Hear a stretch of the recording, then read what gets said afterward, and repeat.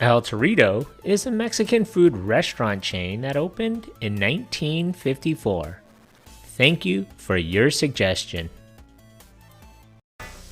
You love me, right? I love you. Then let's get together. Okay, the first step in getting together is... we get together to find a time to get together. So let's get together to find a get-together time to get together. Can you get together now? No, I'm not together enough to get together now. So when are we ever going to get together to find a get-together time? Oh, Philip, for the children's sake, we should get together. We don't have any children. We gotta get together.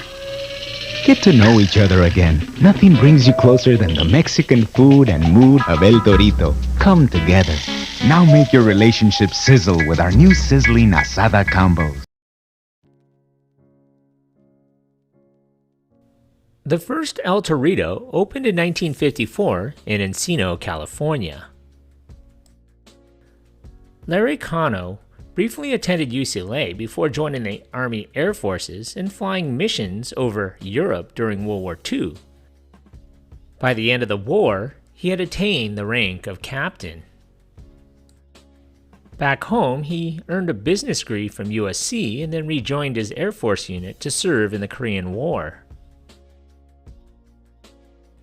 He had plans to attend law school when he was diverted by a summer job as a bartender at Valley High, a tiki joint on Ventura Boulevard in Encino.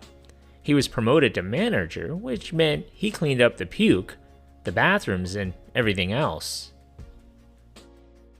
When Valley High's owner died, he bought the place at the urging of his then wife, Latrice, who worked with him as a cocktail waitress. They initially tried to make it a barbecue restaurant, but found the meat was too expensive.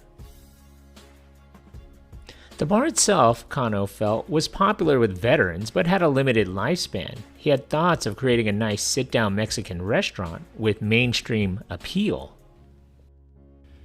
He was inspired to name his restaurant El Torito by a ceramic bowl left by the previous owner that was decorated with the image of a little bull. He brought his own Mexican cooking to the bar, and he became the first El Torito. Business was so bad at first that he and his family were evicted from their home and forced to live at the restaurant.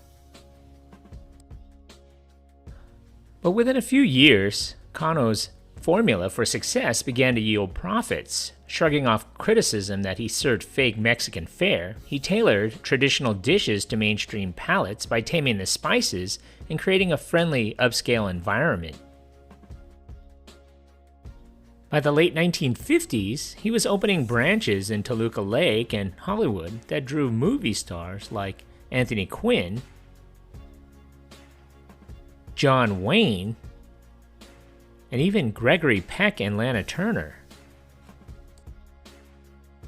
El Torito eventually took off with sizzling fajitas, guacamole-made tableside, margaritas, and more served in a festive environment by friendly waiters dressed like charros. Cano hired local Mexican cooks such as Ignacio Segura, who eventually became the vice president of operations during the 1980s, and asked them to cook genuine Mexican food inspired by Texas vacations the Segura family would take in Houston. Within 3 years, the restaurant became successful and Cano opened additional locations. He grew the restaurant into a national brand that popularized Mexican restaurant staples such as fajitas, tableside guacamole, blended margaritas, and Taco Tuesday. El Torito even claims to be a pioneer in the California full-service Mexican casual dining restaurant segment.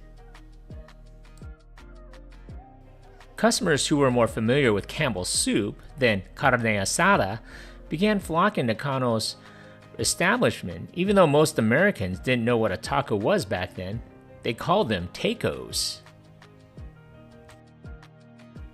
Cano was at the forefront of a dining trend that boomed through the 1970s and 1980s and made Taco Tuesday part of everyday lingo. The waiters wore charro jackets, dry-cleaned and pressed shirts with bolo ties. One waiter recounted looking around and there were celebrities like Tom Petty from Tom Petty and the Heartbreakers, and even Michael Jackson. It was the Mexican dinner house. By 1976, good year, he had 20 locations.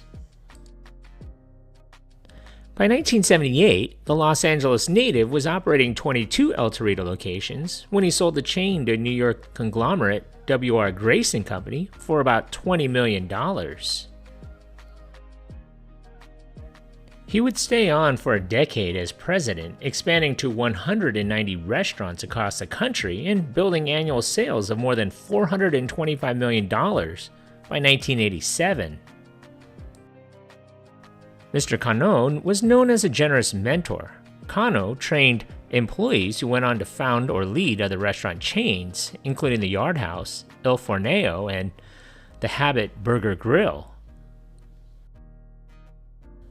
Grace sold its restaurants in a leveraged buyout in 1986. The resulting firm, Restaurants Enterprises Group, filed for bankruptcy in 1993. REG was out of bankruptcy in 1994 by Foodmaker, who renamed itself Family Restaurants, then Kukuru Enterprises, and then Prandium. The chain began to struggle as the years went by. The chain would be bought and sold a few times. In 2000, Acapulco bought El Torito from Prandium. Acapulco renamed its parent company to Real Mex Restaurants in 2004 and moved the headquarters to Cypress, California. On October 3, 2011, Real Mex Restaurants filed for Chapter 11 bankruptcy and announced that it was putting itself up for sale, citing the poor economy as a reason. No plans were announced to close restaurants or lay off staff, and it was acquired by a group of its note holders in a bankruptcy auction in 2012. In December of 2014, the founder, Larry Cano, would pass away at the age of 90. In 2018, FM Restaurants Holdco, LLC, acquired Real Mex Restaurants out of bankruptcy and began operating under Experience Restaurant Group, led by Randy Sharp. The company had around 65 locations or so. By 2023, there were 31 locations, with most of them in Southern California and a few in Northern California. Today, the chain consists of 27 restaurants, which are all located primarily in Southern California, according to their website. So what do you remember about this place? Leave a comment or a suggestion for a future video below. And if you haven't already, hit that like button and don't forget to subscribe to my channel. Thanks for watching.